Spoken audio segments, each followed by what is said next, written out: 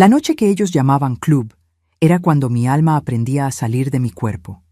A los 16 años, entendí que mi destino en la hacienda de mi padre no era ser hija, era ser mercancía. Cuando descubrí que esperaba gemelos, comprendí que el infierno podía volverse aún más profundo. Buenas tardes, mis queridos. ¿O será que ya está anocheciendo allá donde ustedes están?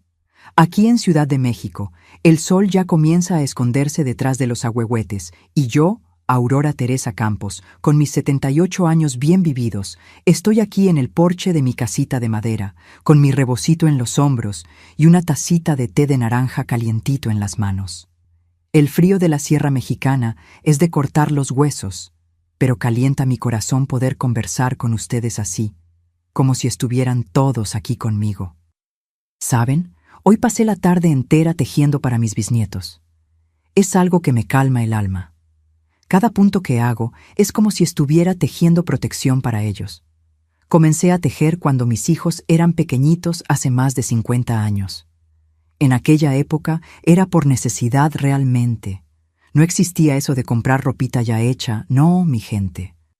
Y miren, hoy se ha convertido en mi pasatiempo favorito y hasta un dinerito extra, porque los turistas aquí en Ciudad de México adoran llevarse un chal o un gorrito hecho por la abuelita de la montaña, como me llaman. Mi rinconcito aquí es sencillo, pero es mi refugio de paz. Tengo mis macetas llenas de geranios rojos en la ventana que todos los que pasan por la calle se quedan admirando. Del lado de adentro, las fotos de mis hijos, nietos y bisnietos ocupan toda la pared de la sala. Son mi mayor tesoro. ¿Saben? El olorcito a pan casero que siempre hay por aquí, el ruidito del fuego chisporroteando en el fogón de leña, la vista a las montañas allá afuera. Cada rinconcito de esta casa lleva un pedazo de mi historia. Ah, y antes de continuar, quería pedirles un favorcito, mis ángeles. Si les gusta mi compañía, dejen ese like y suscríbanse al canal Memorias de las Abuelas para no perderse las historias de esta abuelita. Y cuéntenme aquí en los comentarios de qué ciudad me están viendo y a qué hora del día encontraron este video. ¿Por la mañanita con el café, después de comer o ya de noche? Yo siempre leo todos los comentarios y me pone tan feliz saber de dónde son ustedes y cuándo sacan un tiempito del día para escuchar las historias de esta abuelita. Cuéntenme. ¿Sí? Vamos a crear una cadena de cariño.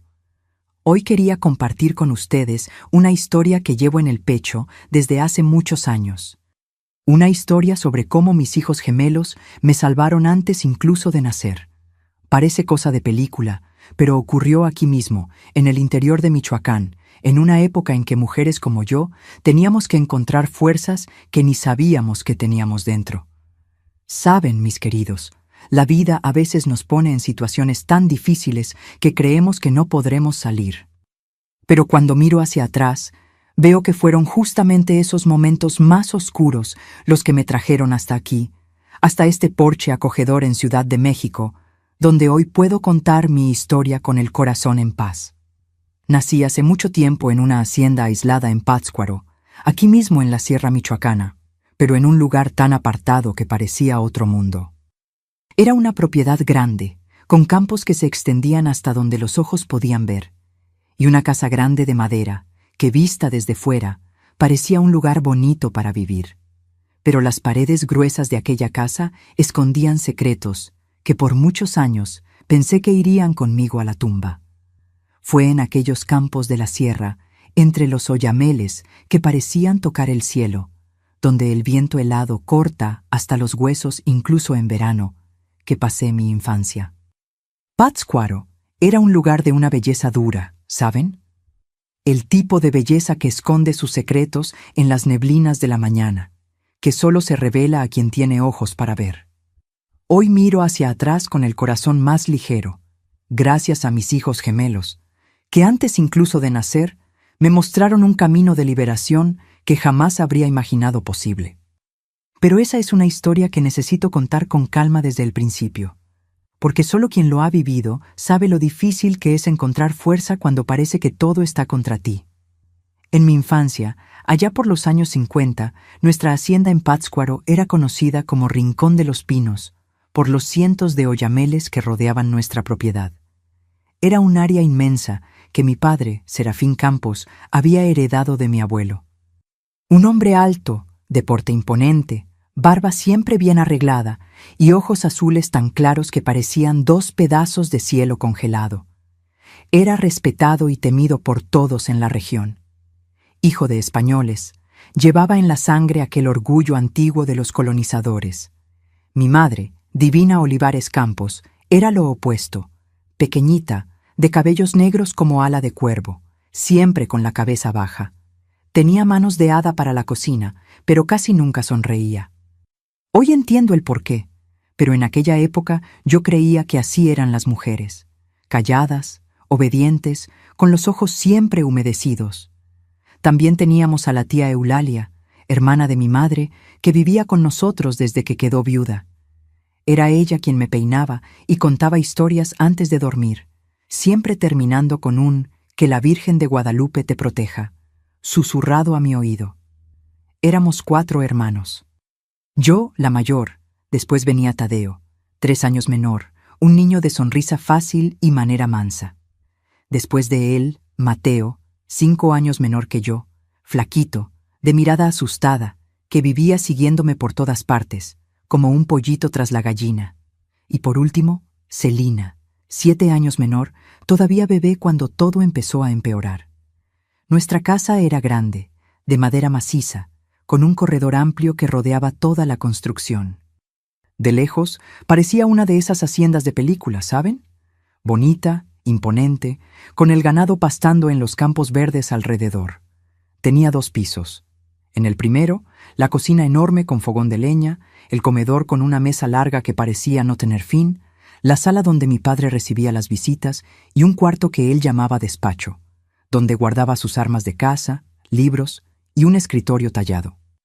En el piso de arriba estaban las habitaciones, la grande de mis padres, una para las niñas, yo y Celina, una para los niños, y otra donde dormía la tía Eulalia. En la parte trasera de la casa había un huerto con manzanos, que en otoño se llenaban de frutas rojitas y brillantes.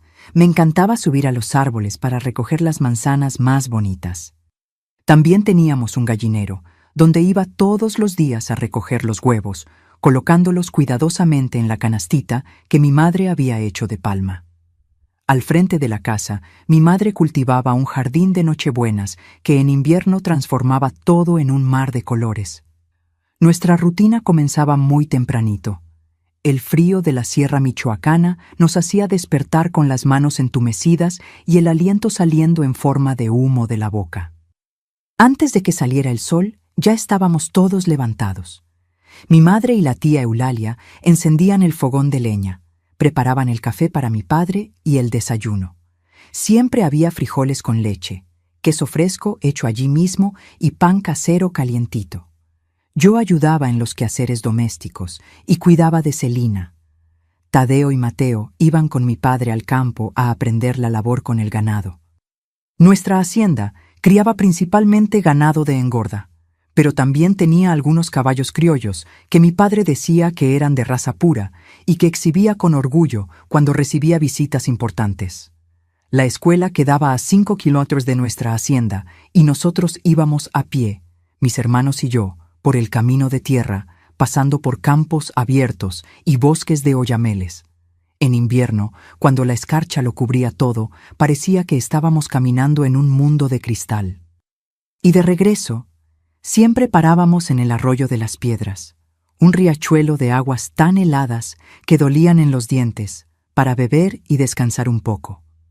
En la escuela éramos conocidos como los hijos de don Serafín. Eso abría puertas, pero también nos aislaba. Los otros niños tenían cierto recelo. Nunca nos invitaban a sus casas. La maestra, doña Genoveva, una señora delgada de anteojos redondos, me trataba con especial atención. «Niña lista como tú debería estudiar en la ciudad grande», decía ella. Poco sabía que esas palabras plantaron en mí una semillita de esperanza que años después sería mi salvación. Los domingos íbamos todos a misa en la iglesia de madera del pueblo. Mi padre insistía en que nos sentáramos en la primera banca, bien visibles. Él usaba su traje negro bien planchado, sombrero de fieltro y botas lustradas. Mi madre y yo usábamos nuestros mejores vestidos y los niños, pantalones y camisas almidonadas. Era un ritual más de apariencia que de fe. Hoy lo entiendo. Después de la misa, mi padre paraba a conversar con los amigos, hombres importantes de la región, el dueño de la tienda, el comisario, el presidente municipal, algunos hacendados vecinos. Formaban un círculo hablando bajo, riéndose de cosas que nosotros no podíamos oír. A veces, uno u otro me miraba de una manera que, aun siendo niña, me hacía sentir un escalofrío en la espina. Fue a los 9 años que noté que algo estaba mal. Era un sábado por la noche, el 1 del mes. Mi padre había ordenado que todos estuviéramos especialmente limpios y arreglados. La mesa del comedor estaba puesta con la vajilla buena, las copas de cristal que solo usábamos en ocasiones especiales y las velas encendidas en los candelabros de plata que eran herencia de mi abuela paterna. «Hoy viene gente importante, Aurora», dijo mi padre, ajustando el nudo de la corbata frente al espejo. «Y vas a ser una buena niña, ¿verdad?». No sonreía cuando dijo eso. Sus ojos azules parecían 2 piedras frías. Aquella fue la primera noche de lo que ellos llamaban el club. 15 hombres llegaron, todos en carro o a caballo. Eran los mismos que conversaban con mi padre después de la misa, más algunos otros que yo no conocía, todos bien vestidos, oliendo a loción de afeitar, fumando puros. Mi madre sirvió la cena y después fue enviada a su cuarto, llevando a la pequeña Celina. Tadeo y Mateo fueron obligados a quedarse en una esquina de la sala, callados, y yo fui llamada al centro como si fuera una atracción, una cosa para ser mostrada. Fue la primera noche, pero no la última. Aquello se convertiría en una rutina mensual que duraría años, una rutina que marcaría mi alma con cicatrices invisibles y profundas. Yo era apenas una niña, sin entender bien lo que pasaba. Solo sabía que aquellas noches me llenaban de un miedo que no tenía nombre. A veces me desconectaba como si mi alma saliera de mi cuerpo y se quedara flotando allá en el techo, mirándolo todo desde lejos. Era la única manera que encontraba para soportar. Y allá en la esquina, mis hermanos menores, especialmente Mateo, lloraban en silencio, las lágrimas cayendo sin hacer ruido por sus rostros pálidos. Al día siguiente, nadie hablaba sobre lo que había ocurrido. Mi madre me abrazaba más fuerte. Tía Eulalia me preparaba té de manzanilla con miel, y mi padre actuaba como si todo fuera normal. Y así los días pasaban, y yo crecía entre el terror de los primeros sábados del mes y la rutina aparentemente normal de los otros días. Pero la pequeña Aurora, que le gustaba subir a los árboles y recoger manzanas, que soñaba con ser maestra algún día, fue quedando cada vez más callada, más cerrada. Me fui alejando de mí misma, como si la verdadera Aurora estuviera escondida en algún lugar seguro, lejos de aquella hacienda bonita que, tras las cortinas de encaje y las ventanas brillantes, escondía un infierno particular. Los años fueron pasando, y aquella niña de trenzas y rodillas raspadas fue creciendo. Cuando cumplí 13 años, mi cuerpo empezó a cambiar, y con esos cambios, el interés de aquellos hombres del club también. Mi padre, notando esto, comenzó a presentarme de manera diferente en las reuniones. Ya no era más solo la hija de Serafín, era la señorita de la casa. Fue a esa edad que comprendí verdaderamente el horror de lo que pasaba. No eran solo miradas extrañas o palabras susurradas, era algo mucho peor, algo que yo no conseguía ni siquiera nombrar de tan terrible que era. Solo sabía que después de aquellas noches me sentía sucia de un modo que ni toda el agua del mundo podría limpiar. Mi madre, pobre infeliz, se daba cuenta de todo, pero no tenía fuerza para enfrentarse a mi padre. Lloraba escondida, rezaba por mí, a veces me abrazaba con tanta fuerza que dolía, como si quisiera protegerme con su propio cuerpo. Pero, en realidad, ella también era víctima de aquel hombre, Divina. De divina solo tenía el nombre, porque su vida era un purgatorio constante. Un día se acabará, hija, me susurraba cuando estábamos solas. Un día saldrás de aquí. ¿Pero cómo? ¿A dónde? Estábamos aislados de todo y de todos. Mi padre controlaba cada aspecto de nuestras vidas, el dinero, las visitas, hasta las cartas que llegaban por correo. Tía Eulalia intentaba, a su manera, aliviar mi sufrimiento. Me enseñaba cosas prácticas: coser, cocinar, hacer conservas, cosas que, según ella, me serían útiles cuando tuviera mi propia casa. Era su manera de darme alguna esperanza de futuro. Con el pasar de los meses, noté cambios en mi rutina. Mi padre ya no me dejaba ir a la escuela. Señorita crecida, no necesita mucho estudio, decía. Vas a terminar casándote y cuidando de casa de todos modos. La verdadera razón era otra, claro. Él no quería que yo conversara con nadie de fuera, que hiciera amistades, que alguien notara los moretones que a veces tenía o mi mirada cada vez más distante. Mateo, que ahora tenía 11 años, era mi único consuelo verdadero. Él entendía, aún sin palabras. A veces, en los días siguientes a aquellas noches terribles, venía a mi cuarto de madrugada, antes de que todos se despertaran, y se sentaba en el borde de mi cama. No decía nada, solo sostenía mi mano, y yo sabía que él sufría tanto como yo, de un modo diferente, pero igualmente profundo.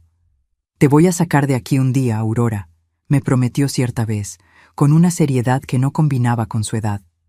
Lo juro por el alma de la abuelita. Y yo sonreí más para reconfortarlo que porque realmente lo creyera. ¿Cómo podría un niño flaquito salvarme de aquel infierno? En una de las noches del club, cuando yo tenía casi 15 años, hubo un cambio en el ritual. Uno de los hombres, el doctor Emilio, médico del pueblo vecino, trajo un libro grande de tapa negra. Lo colocaron sobre la mesa de la sala, junto con una pluma de tintero cara de esas antiguas. Y entonces, uno por uno, todos los hombres presentes firmaron aquel libro, incluido mi padre. Es el libro de la hermandad, oí explicar a uno de ellos en voz baja. Aquí queda registrada nuestra sociedad, nuestras reuniones, nuestros privilegios. Después de eso, las reuniones se volvieron aún más organizadas, más ritualizadas. Mi padre se convirtió en una especie de guardián de aquel libro. Lo guardaba bajo 7 llaves en su despacho, en un cajón secreto del escritorio, cuya llave llevaba siempre consigo en un cordón escondido bajo la camisa. El doctor Emilio miraba todo con un gesto extraño, sin participar directamente en lo que ocurría allí, pero siempre observando, anotando cosas en una libretita que llevaba en el bolsillo del saco.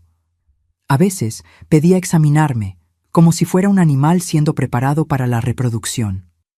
Aquellas manos frías tocando mi cuello, mis muñecas, revisando mis ojos y dientes. Era demasiado humillante. «Está en su punto», le dijo cierta vez a mi padre como si hablara de una fruta madura. «Pronto podrá dar frutos».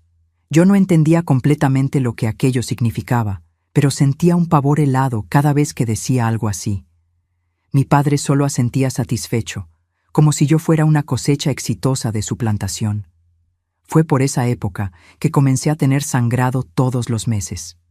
Mi madre me explicó con lágrimas en los ojos lo que aquello significaba. «Ahora eres una señorita, hija. Tienes que tener más cuidado todavía». Y me enseñó a usar los trapos que ella misma cosía para esos días. Pero había algo más en su mirada, un miedo profundo que yo no comprendía totalmente. Cuando cumplí 16 años, mi padre anunció una fiesta especial. «El club va a celebrar tu entrada en la vida adulta, Aurora», dijo con una sonrisa que no llegaba a sus ojos. Aquella fue la primera vez que vi a mi madre enfrentar a mi padre directamente. «No, Serafín», dijo ella, la voz temblorosa pero determinada. «A Aurora no, por favor». La respuesta fue una bofetada tan fuerte que ella cayó al suelo de la cocina. Tía Eulalia corrió a ayudarla, mientras yo me quedé paralizada, sin saber qué hacer. «Tú no tienes voz aquí», rugió él. «Nunca la tuviste y nunca la tendrás». Aquella noche, mi madre vino a mi cuarto, se sentó en el borde de la cama y tomó mis manos entre las suyas. Estaban heladas.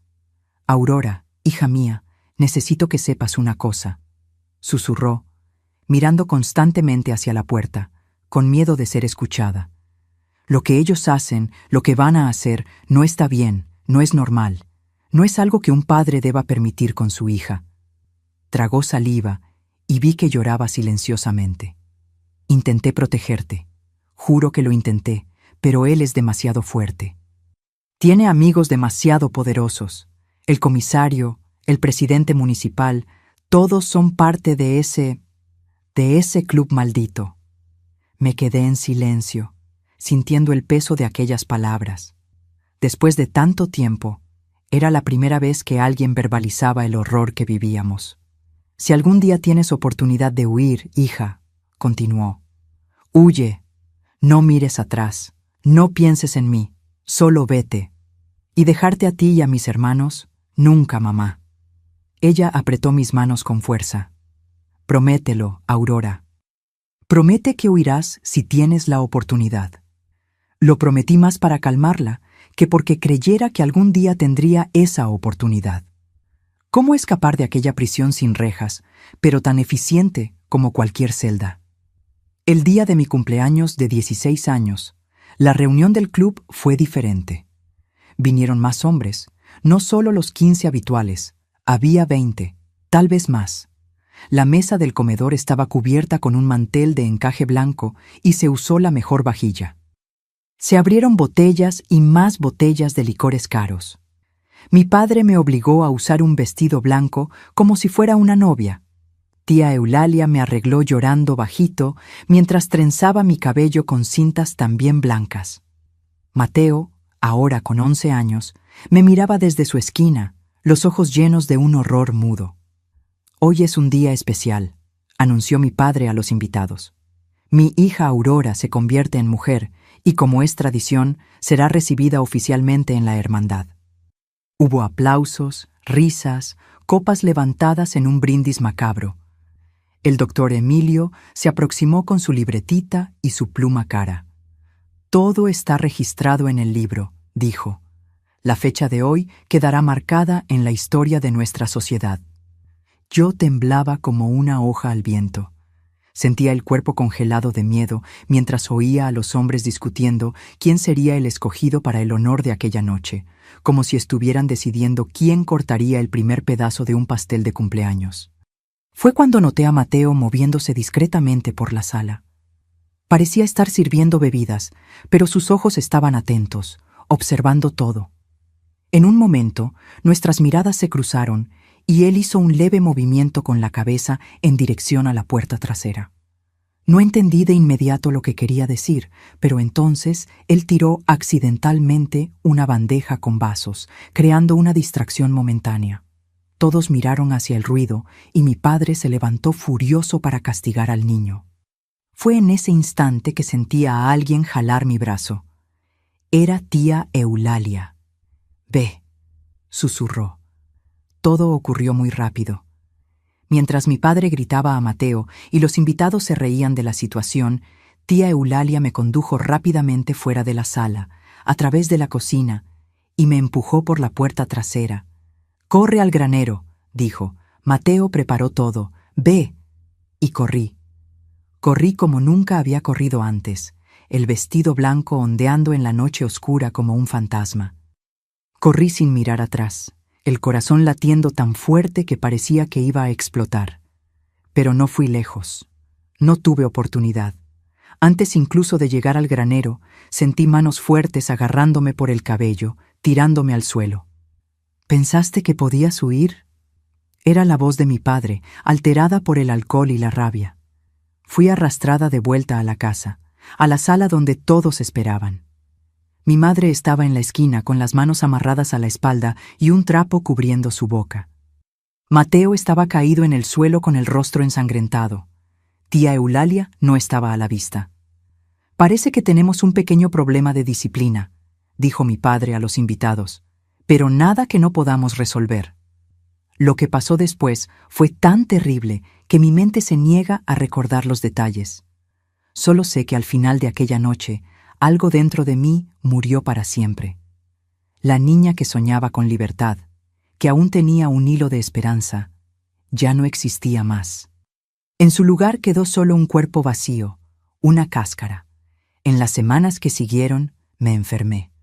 Una fiebre fuerte me consumía y yo deliraba, llamando a mi madre, a Mateo, a Dios. El doctor Emilio venía todos los días a examinarme, más interesado en asegurar que yo sobreviviría que preocupado por mi bienestar. «Es fuerte», le oía decir a mi padre. «Se recuperará y cuando eso ocurra, estará lista para cumplir su papel». Yo no entendía lo que quería decir con «mi papel». Solo lo descubriría algunas semanas después, cuando la fiebre pasó y volví a estar lúcida.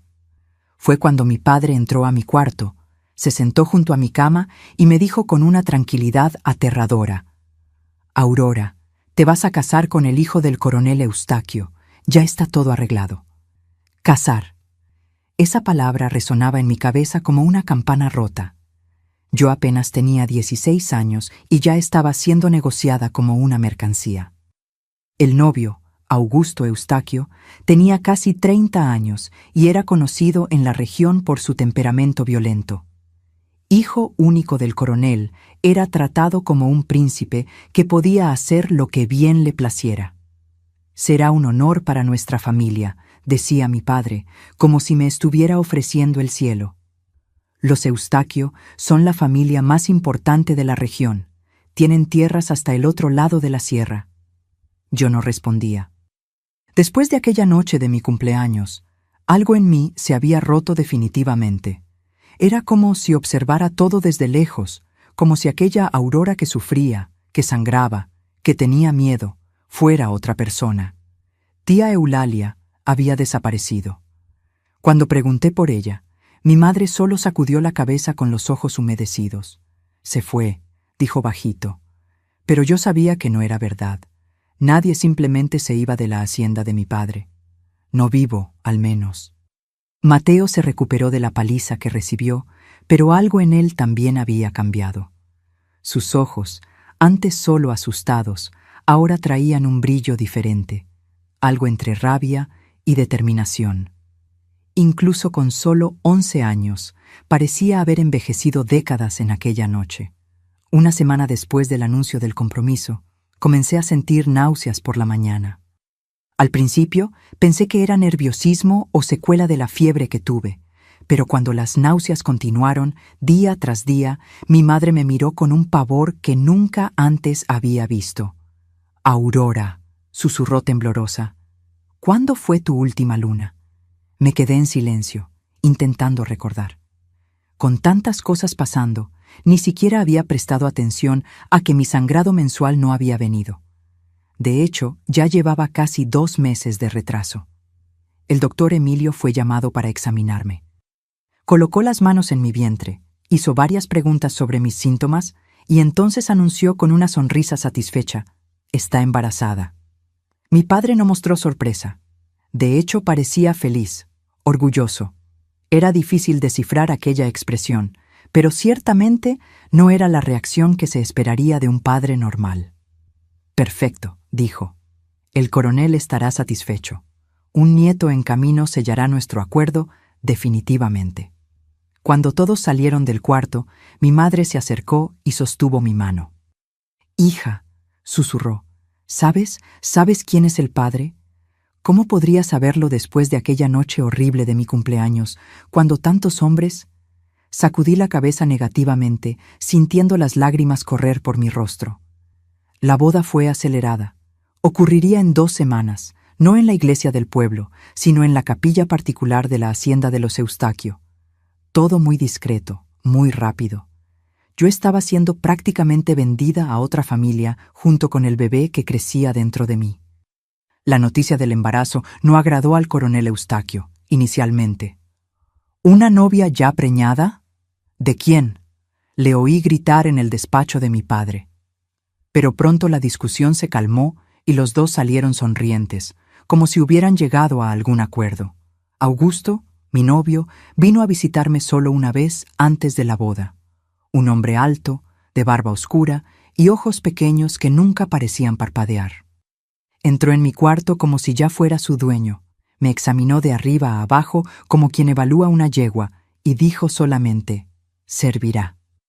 Esas 2 palabras, dichas con tanta frialdad, me dijeron todo lo que necesitaba saber sobre mi futuro marido. Los preparativos para la boda seguían a toda velocidad. Mi madre cosía un vestido blanco para mí, con encajes que escondían la pequeña elevación de mi vientre. Sus manos temblaban mientras cosía y a veces la encontraba llorando silenciosamente sobre la tela. En la víspera de la boda, mientras mi madre daba los últimos ajustes al vestido, Mateo apareció en la puerta de mi cuarto. Estaba más delgado y sus ojos parecían aún más viejos que antes. «¿Puedo entrar?», preguntó en voz baja. Mi madre asintió, dejando la aguja clavada en la tela. «Voy a buscar más cintas», dijo, saliendo del cuarto y dejándonos a solas. Mateo se acercó despacio. Había algo diferente en él, algo que yo no conseguía definir. Determinación, tal vez. Rabia contenida.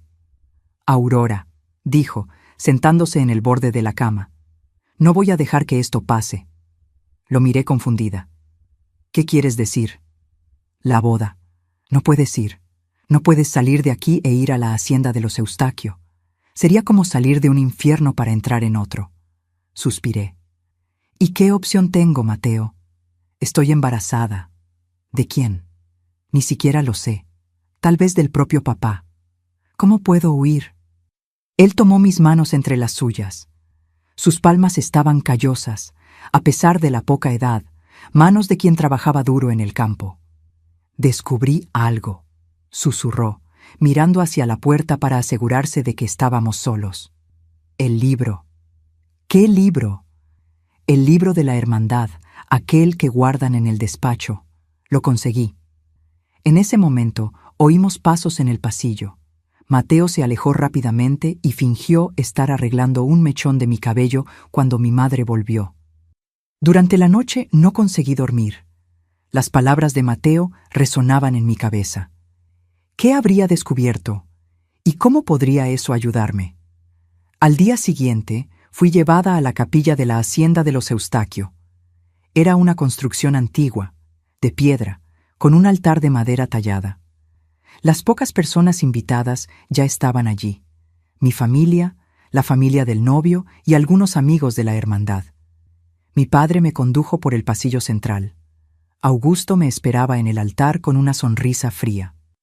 Usaba un traje oscuro y tenía el pelo peinado hacia atrás con aceite. Parecía mayor de lo que yo imaginaba, tal vez casi 40 años, no 30. La ceremonia comenzó.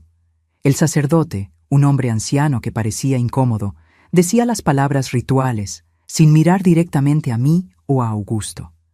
Me preguntaba si sabía lo que realmente estaba pasando allí, si entendía que aquello no era un matrimonio por amor, sino un acuerdo entre hombres poderosos. Cuando llegó la hora de los votos, mis piernas temblaban tanto que pensé que me caería. Fue entonces cuando noté un movimiento en el fondo de la capilla. Mateo entró silenciosamente, llevando algo bajo el brazo, envuelto en un paño. Se colocó cerca de la puerta y se quedó observando. Nuestros ojos se encontraron por un momento y él hizo un pequeño gesto con la cabeza como si me estuviera diciendo que continuara, que aguantara un poco más. Dije sí cuando me lo preguntaron, aun sintiendo que estaba firmando mi sentencia de muerte. Augusto colocó una alianza fría en mi dedo y el sacerdote nos declaró marido y mujer. A la salida de la iglesia fui recibida con abrazos fríos y felicitaciones vacías. El coronel Eustaquio, padre de Augusto, me miraba con una mezcla de desdén, como quien examina un objeto recién adquirido. La recepción tuvo lugar en la casa principal de la hacienda. Una mesa larga había sido preparada en el salón con platos de porcelana y cubiertos de plata. Todo muy lujoso, muy frío. Me senté al lado de Augusto, que apenas me hablaba. Él conversaba animadamente con los otros hombres, discutiendo política y negocios. Yo era solo un adorno, un trofeo que exhibir. Durante la cena, noté que Mateo circulaba discretamente entre los invitados, como si estuviera sirviendo bebidas. Nadie le prestaba mucha atención. Al final, era solo un niño, hermano de la novia, insignificante a los ojos de aquellos hombres poderosos. En determinado momento, lo vi acercarse al doctor Emilio, que estaba sentado en la otra punta de la mesa. Intercambiaron algunas palabras y entonces Mateo salió rápidamente. El médico parecía agitado, inquieto. Poco después, mi padre se levantó para hacer un brindis. Alzó su copa, sonriendo con aquella misma sonrisa fría que yo conocía tan bien. «A la unión de nuestras familias», dijo, «y al fruto de esta unión que ya crece en el vientre de Aurora». Hubo risas y más brindis. Mi estómago se revolvió y tuve que controlarme para no vomitar allí mismo. Fue entonces cuando me di cuenta de que el doctor Emilio ya no estaba en la mesa. Había salido discretamente y Mateo tampoco estaba a la vista. Cuando la cena terminó, fui llevada a la habitación que compartiría con Augusto. Era un cuarto grande, con una cama con dosel y muebles antiguos. Me senté en el borde de la cama, temblando, esperando lo que vendría a continuación. La puerta se abrió y Augusto entró. Tenía un vaso de bebida en la mano y una sonrisa que me heló la sangre.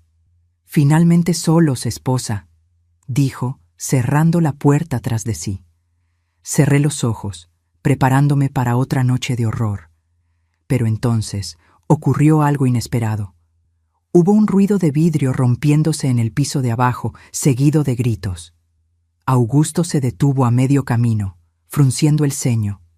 «¿Qué diablos?» Más gritos, ahora más altos. Alguien pedía socorro. Augusto maldijo en voz baja y salió del cuarto para ver qué estaba sucediendo. Me quedé allí paralizada, sin saber qué hacer. Minutos después, la puerta se abrió nuevamente, pero no era Augusto quien entraba, era Mateo. «Vámonos, Aurora», dijo urgente. «Es ahora o nunca». «¿Qué está pasando?», pregunté, levantándome con dificultad. «Taquito prendió fuego al granero», explicó rápidamente. «Todos están allá intentando apagarlo. Es nuestra oportunidad». Taquito era uno de los empleados más jóvenes de la hacienda, un muchacho que tenía más o menos la edad de Mateo. No entendí cómo estaba involucrado en esto, pero no había tiempo para preguntas. Mateo me ayudó a cambiar el vestido de novia por ropas más simples que había traído. Después me guió por los pasillos oscuros de la casa hasta una puerta lateral. «Espera», dije de repente. «¿Y mamá? ¿Y Tadeo? ¿Y Celina?» Mateo sacudió la cabeza. «No podemos llevarlos ahora. Sería imposible huir con todos, pero volveremos por ellos, lo prometo». Salimos a la noche fría. A lo lejos podíamos ver el brillo anaranjado del fuego consumiendo el granero y oír los gritos de los hombres que intentaban controlarlo. Mateo me condujo en dirección opuesta, a través de un pequeño bosque, hasta llegar a un camino de tierra. Allí, para mi sorpresa, había una carreta esperando con un hombre al volante que yo no reconocí. «Este es Jorge», explicó Mateo rápidamente. «Nos llevará hasta la estación de tren en Santa Cruz». Jorge asintió en silencio. Parecía nervioso, mirando constantemente hacia atrás en dirección a la hacienda. «¿Y a dónde vamos después?», pregunté mientras Mateo me ayudaba a subir a la carreta. Él sacó algo de dentro de su camisa, un libro de tapa negra, gastada. «El libro de la hermandad». «A Ciudad de México», dijo. «Vamos a llevar esto al periódico más importante del país. Vamos a exponerlos a todos». Fue en ese momento que comencé a entender el plan de Mateo. El libro contenía los registros de todas las reuniones, todos los nombres, todas las fechas. Era la prueba que necesitábamos para destruir aquel círculo de hombres poderosos que habían arruinado nuestras vidas. Mientras la carreta se alejaba por el camino oscuro, miré hacia atrás una última vez. El fuego del granero ahora se propagaba a otras construcciones de la hacienda, iluminando el cielo nocturno como una antorcha gigante. «No sé si esto funcionará», susurré. Mateo sostuvo mi mano. «Va a funcionar», garantizó. «Y si no funciona por el periódico, tenemos al doctor Emilio». «El doctor Emilio, él es uno de ellos». «No exactamente», explicó Mateo. «Él mantenía registros de todo, registros médicos detallados. Análisis de tipo sanguíneo, compatibilidad de características físicas y hereditarias, una especie de estudio genealógico que comprobaba las conexiones entre los miembros de la hermandad y los niños nacidos. «Explícame eso. No logro entender», pregunté confundida. Nunca había oído aquellas palabras. Un tipo de prueba nueva que él hacía a escondidas para saber quién era el padre de cada niño engendrado en la hermandad, incluso el padre de tus gemelos. ¿Gemelos?, repetí impactada. ¿Cómo sabes que son gemelos? Mateo sonrió por primera vez en mucho tiempo. El doctor Emilio lo descubrió en el último examen. 2 corazones latiendo, 2 bebés, y él sabe quién es el padre. Está todo documentado. La carreta seguía por el camino oscuro, llevándonos lejos de aquel infierno. Frente a mí, un futuro incierto. Dentro de mí, 2 vidas creciendo. Y en las manos de Mateo, el libro que podría destruir todo lo que mi padre había construido. Por primera vez en muchos años, sentí algo que había olvidado: esperanza. El viaje hasta Santa Cruz fue el más largo de mi vida. En cada curva del camino, en cada ruido de la noche, mi corazón se aceleraba, temiendo que fuéramos descubiertos. Jorge conducía la carreta en silencio, los ojos fijos en el camino frente a nosotros. De vez en cuando intercambiaba miradas significativas con Mateo, como si compartieran un secreto que yo no conocía. ¿Cómo se conocen?, pregunté finalmente después de casi 1 hora en silencio. Jorge es primo de Taquito, explicó Mateo. Son de la comunidad indígena que queda del otro lado del río. El padre de Taquito fue uno de los que sufrió en manos de nuestro padre. ¿Cómo así? Mateo respiró hondo antes de continuar. La hermandad no solo nos hacía daño a nosotros, Aurora. Atormentaban a toda la región. Los hombres de la comunidad indígena eran especialmente perseguidos. Algunos desaparecían, otros volvían diferentes, quebrados. Aquellas palabras me golpearon como un puñetazo. Yo sabía que mi padre era un monstruo, pero la extensión de su maldad parecía no tener límites. El amanecer estaba casi llegando cuando divisamos las luces de la estación de tren. Era una construcción simple de madera, con una pequeña oficina para la compra de billetes y un almacén de cargas. Jorge detuvo la carreta a una distancia segura. «No puedo acercarme más», explicó. «Pueden reconocerme». Mateo y yo bajamos. El muchacho abrazó a Jorge brevemente, intercambiando algunas palabras en voz baja antes de que el hombre partiera, llevando la carreta de vuelta por donde habíamos venido. «¿Y ahora?», pregunté, sintiendo el cansancio y el miedo mezclarse dentro de mí. «Ahora esperamos», respondió Mateo. «El primer tren a Ciudad de México sale a las 6 de la mañana. Buscamos un lugar para refugiarnos detrás del almacén de cargas».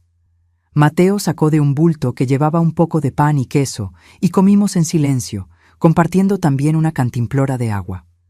«¿Cómo conseguiste planear todo esto?», pregunté, admirada de la capacidad de mi hermano de apenas 11 años.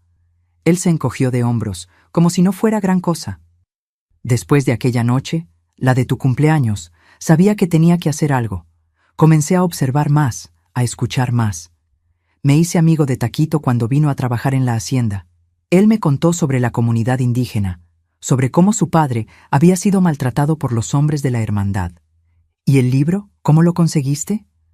«Fue difícil», admitió Mateo, los ojos brillando con un orgullo contenido. Observaba a papá. Sabía que guardaba la llave del cajón secreto en un cordón en el cuello. Una noche, cuando estaba borracho después de una reunión, conseguí quitarle la llave mientras dormía.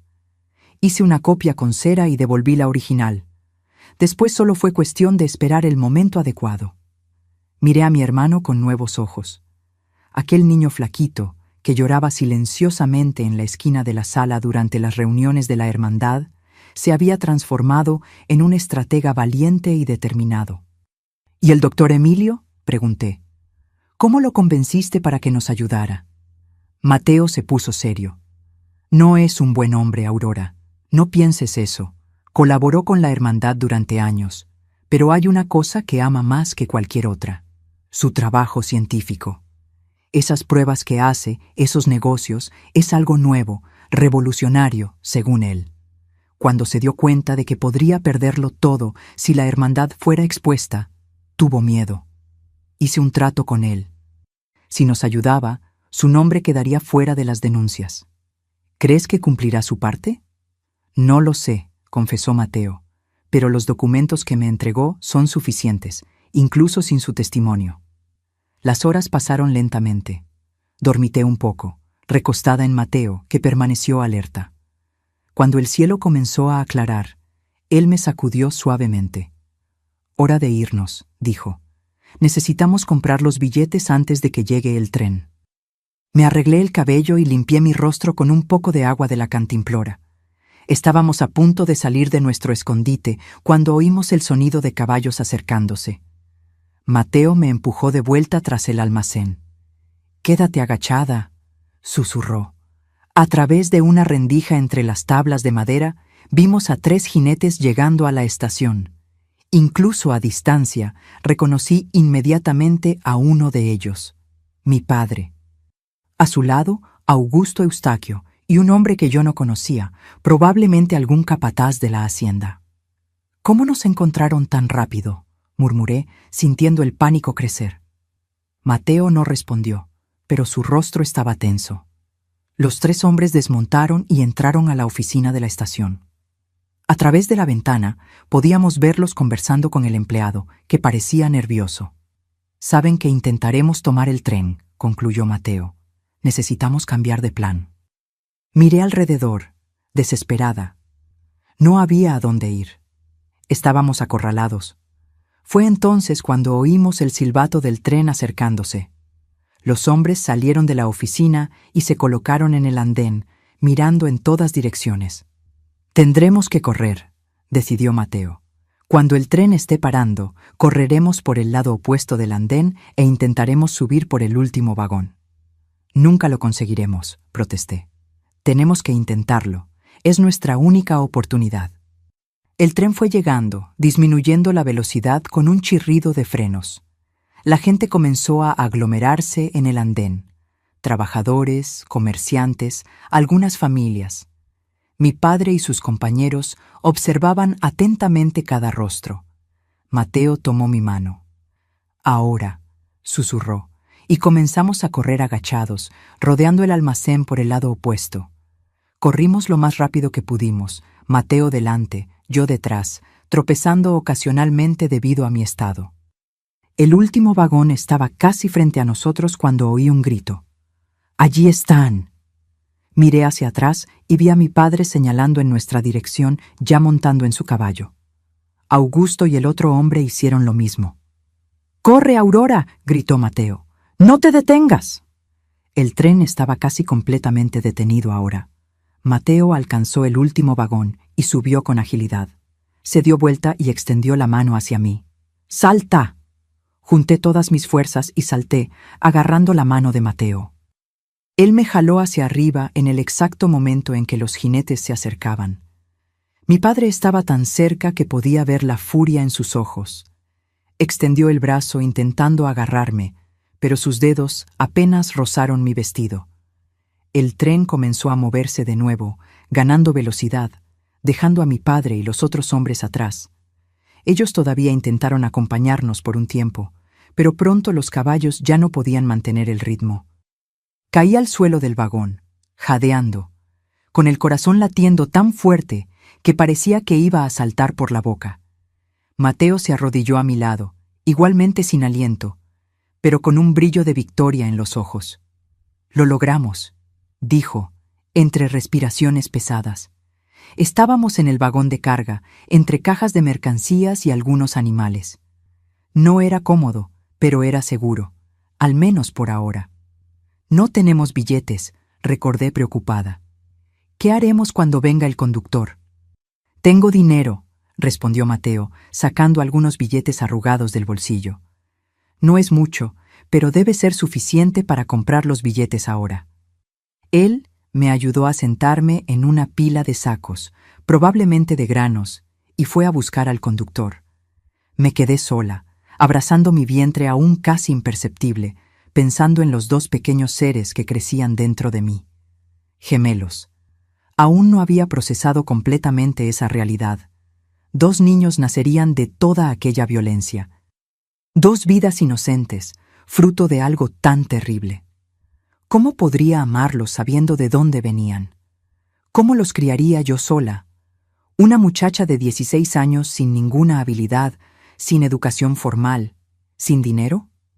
Las lágrimas comenzaron a correr por mi rostro. No eran lágrimas de tristeza ni de alegría. Eran lágrimas de algo más profundo, más primitivo, un llanto de liberación. Mateo regresó algunos minutos después. «Está todo arreglado», dijo, sentándose a mi lado. Le expliqué al conductor que tuvimos que huir con prisa y aceptó nuestro dinero.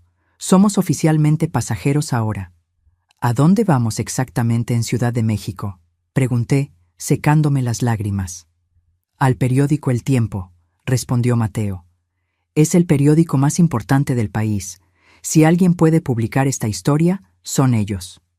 Y si no nos creen, somos solo una chica embarazada y un niño de 11 años. Mateo dio una palmadita al bolsillo donde guardaba el libro. Tenemos pruebas, nombres, fechas, todo, y tenemos los documentos del doctor Emilio también. Sacó otro papel doblado del bolsillo interno de la chaqueta. Era un sobre sellado. ¿Qué es eso? Los resultados de las pruebas que hizo el doctor Emilio.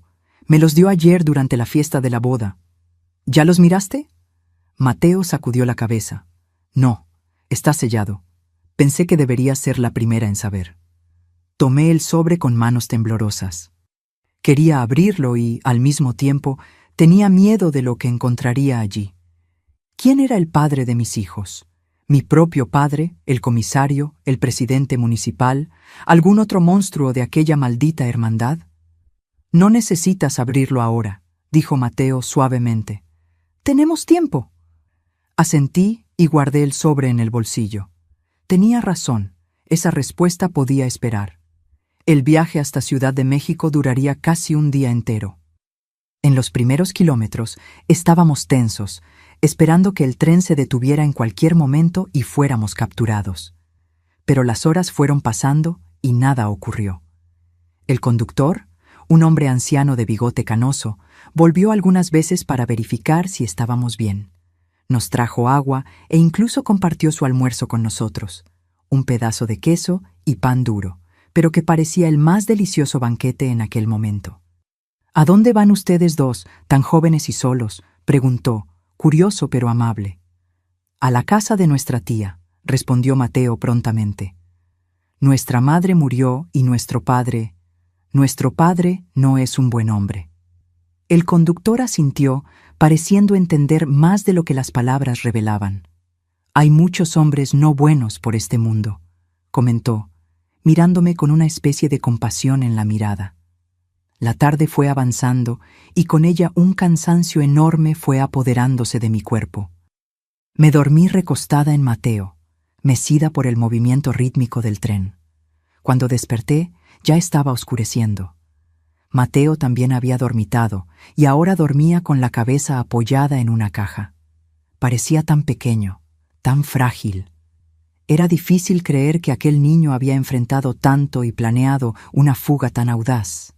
Por un momento me dejé sumergir en pensamientos sombríos. ¿Y si todo salía mal? ¿Y si el periódico no nos creía? ¿Y si mi padre nos encontraba en Ciudad de México?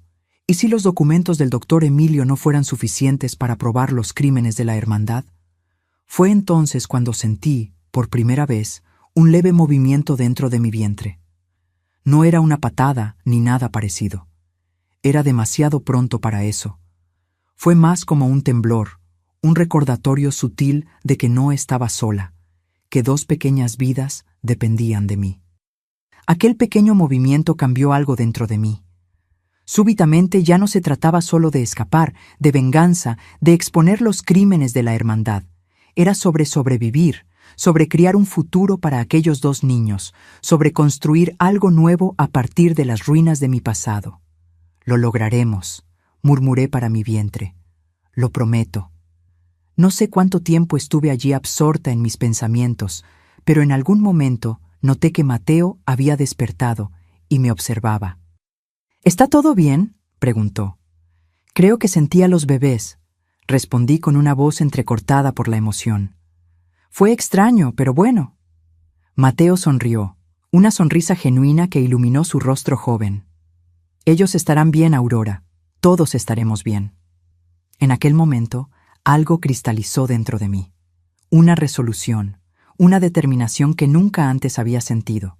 No importaba lo que ocurriera en Ciudad de México, no importaba si el periódico nos creía o no. Yo lucharía. Lucharía por mis hijos, por mi hermano, por mí misma.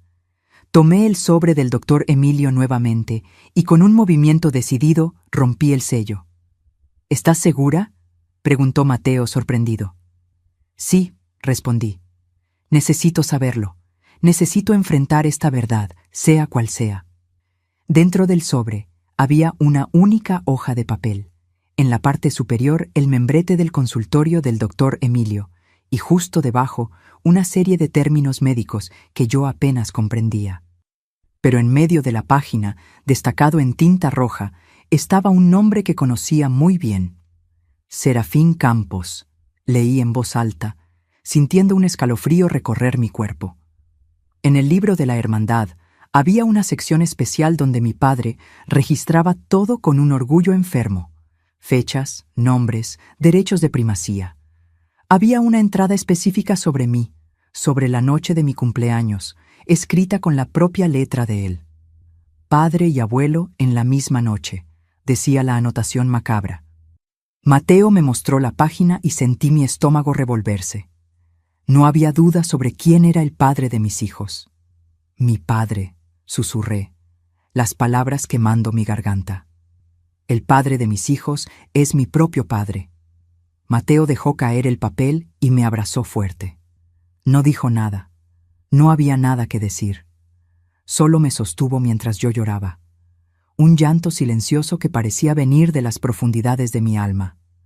Cuando finalmente me calmé, sentí algo diferente dentro de mí. No era solo dolor o repulsión, era una rabia pura, incandescente, una furia que me daba fuerza en vez de paralizarme. Ahora tenemos una razón más para seguir adelante, dije secándome las lágrimas. Él tiene que pagar por lo que hizo. Todos ellos tienen que pagar.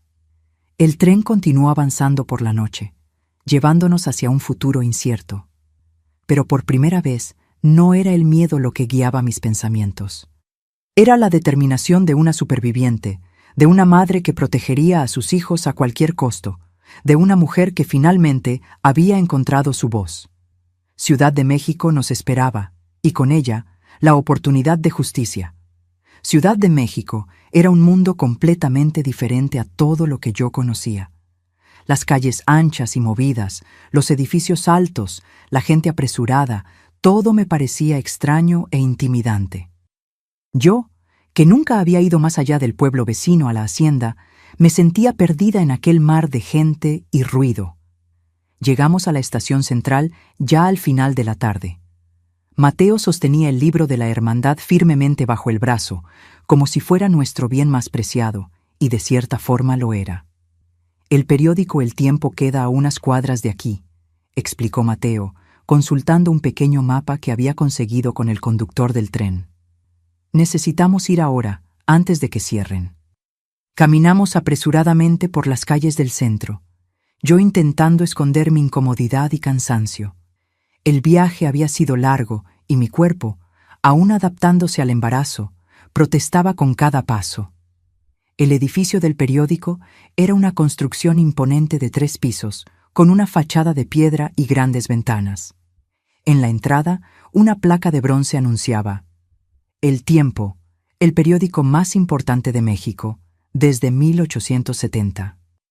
Entramos tímidamente al vestíbulo, donde una recepcionista nos miró con curiosidad. ¿Podemos ayudarlos?, preguntó, claramente sorprendida de ver a 2 niños, pues era así como parecíamos, entrando solos en un periódico de aquella importancia. Necesitamos hablar con un reportero, respondió Mateo, intentando sonar mayor de lo que era. Tenemos una historia importante que contar. La recepcionista sonrió con condescendencia. Todo el mundo tiene una historia importante que contar, jovencito. Los reporteros están ocupados, tal vez puedan volver otro día. Sentí la desesperación crecer dentro de mí. No podíamos esperar. Mi padre y los otros miembros de la hermandad probablemente ya nos estaban buscando. Cada hora, cada minuto contaba. Fue entonces cuando una mujer bajó por las escaleras del edificio. Era alta, de cabellos grises, recogidos en un moño severo, usando anteojos de armazón oscuro. Llevaba un portafolio de cuero y parecía apurada. «Doña Elena», llamó la recepcionista. «Estos jóvenes quieren hablar con un reportero. Dicen tener una historia importante». La mujer se detuvo y nos miró por encima de los anteojos. Había algo en su mirada, una curiosidad, una perspicacia que me dio una pizca de esperanza. «¿Qué tipo de historia?», me preguntó directamente. Dudé mirando a Mateo. Él asintió levemente, animándome a hablar. «Una historia sobre abuso», respondí encontrando valor no sé dónde. «Sobre una hermandad de hombres poderosos que hacen cosas terribles. Y tenemos pruebas». Algo en el rostro de la mujer cambió. Se acercó a nosotros, bajando la voz. «¿De dónde vienen ustedes?». «Pátzcuaro», respondió Mateo. Ella nos estudió por un largo momento, sus ojos agudos pareciendo ver a través de nosotros. «Vengan conmigo», dijo finalmente, haciendo un gesto hacia las escaleras. «Soy Elena Rojas, editora en jefe de este periódico, y creo que necesito escuchar esa historia». La oficina de Elena Rojas era un pequeño caos organizado. Papeles por todas partes, recortes de periódicos, libros apilados, una máquina de escribir sobre el escritorio y el inconfundible olor a café fuerte y cigarrillo. «Siéntense», nos indicó 2 sillas frente a su escritorio. «Y ahora cuéntenme todo desde el principio». Durante casi 2 horas hablamos.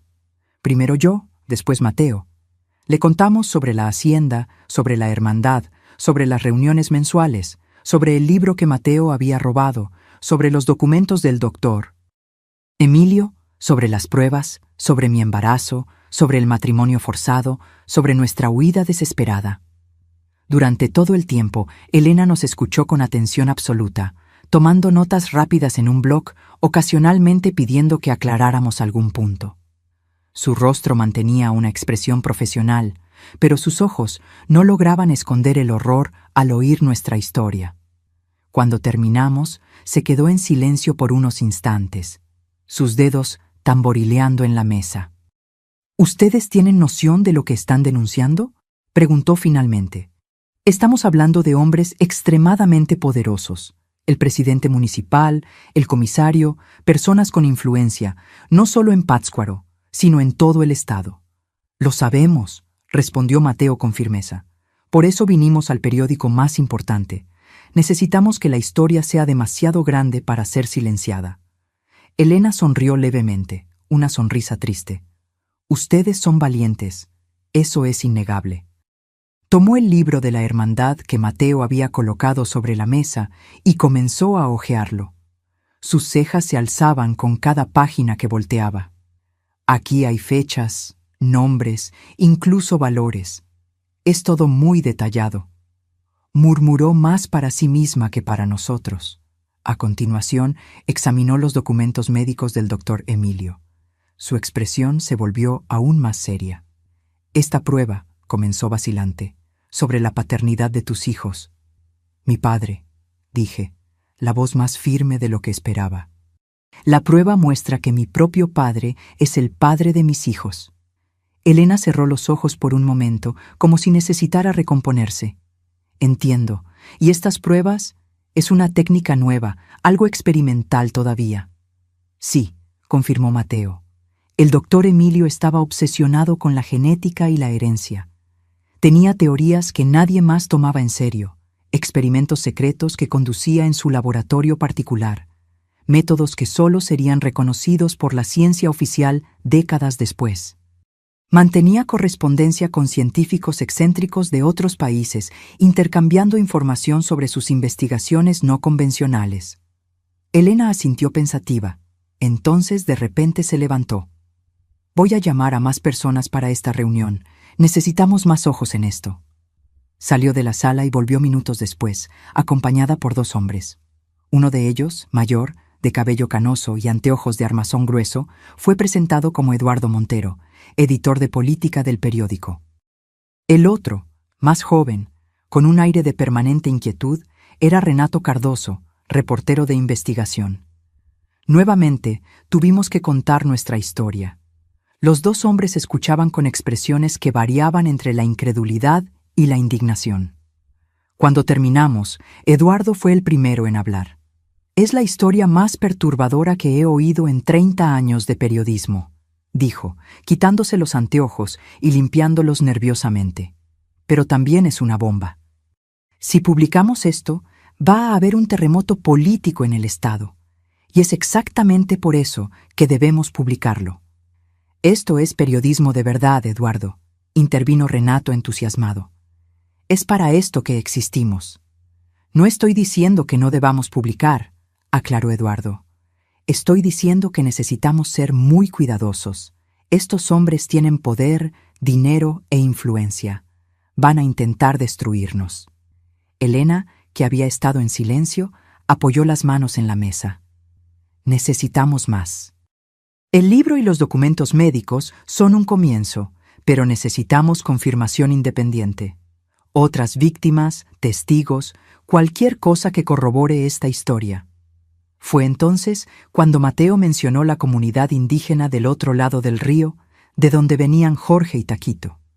«Ellos también sufrieron en manos de la hermandad», explicó. «El padre de Taquito fue una de las víctimas». «Eso es bueno», dijo Renato, anotando rápidamente. «Iré hasta allá mañana mismo». «Y en cuanto a ustedes dos», preguntó Elena, «¿dónde van a quedarse? No es seguro que anden por ahí. Sus perseguidores probablemente ya están en la ciudad». No habíamos pensado en eso. De hecho, no habíamos planeado nada más allá de llegar al periódico. Nuestro dinero se estaba acabando y no conocíamos a nadie en Ciudad de México. «Tengo una idea», dijo Eduardo después de un momento de reflexión. «Mi hermana Lucía dirige un refugio para mujeres víctimas de violencia en el otro lado de la ciudad. Es un lugar discreto, seguro. Aurora puede quedarse ahí». «¿Y Mateo?», pregunté preocupada. «Él puede quedarse conmigo», ofreció Renato. «Tengo una habitación de sobra en mi departamento». Elena se levantó, la decisión tomada. «Está resuelto. Ustedes estarán seguros mientras trabajamos en esta historia. Pero quiero ser clara, va a llevar tiempo. Necesitamos investigar todo a fondo, confirmar cada detalle antes de publicar cualquier cosa». «¿Cuánto tiempo?», pregunté ansiosa. «Algunas semanas como mínimo», respondió ella honestamente. «Tal vez más. El periodismo de investigación no ocurre de la noche a la mañana, especialmente cuando estamos lidiando con algo de esta magnitud». Salimos del periódico ya al inicio de la noche. Renato nos acompañó primero hasta el refugio, donde yo me quedaría, después llevando a Mateo a su departamento. La despedida fue difícil. Era la primera vez desde nuestra huida que nos separaríamos. «Te vendré a ver todos los días», prometió Mateo, abrazándome fuerte. «No te preocupes». «Cuídate», respondí, luchando contra las lágrimas. «Y gracias, Mateo, por todo». El refugio era una casona antigua, adaptada, con varias mujeres en situaciones similares a la mía, huyendo de maridos violentos, padres abusivos, situaciones imposibles. Lucía, la hermana de Eduardo, era una mujer firme pero amable, que me recibió sin hacer muchas preguntas. Fui instalada en un pequeño cuarto en el segundo piso, con una cama simple pero cómoda, un armario y una ventana que daba a un jardín interior. Las semanas siguientes fueron una mezcla de aburrimiento y ansiedad. Mateo venía a visitarme siempre que podía, trayendo noticias de las investigaciones. Renato había ido a la comunidad indígena y había vuelto con varios relatos de abusos cometidos por la hermandad. Elena había encontrado a otras 2 mujeres que, como yo,